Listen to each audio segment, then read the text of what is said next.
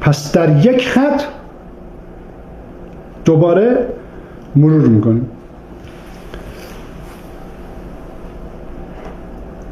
گروهی از عرفان طریقتی آخرین مهره خودش رو به پادشاهی رسوند به نام رضا شاه. گروهی شاخه‌ای درست از شریعتی آخرین مهره خودش رو به حکومت رسوند، یعنی خمینی. هر دو با اجازه بوده.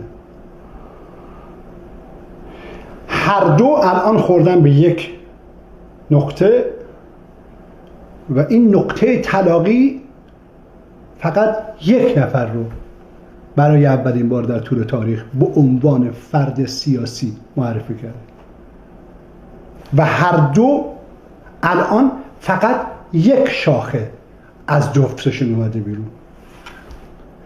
برآیند نیروهای طریقتی و شریعتی یک نیروی جدیدی است به نام اپوزیسیون میلیونی ریاستار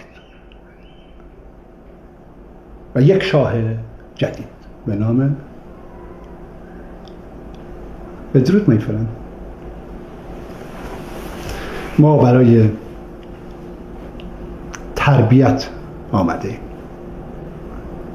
و تا تربیتت نکنیم ولت نمی کنیم.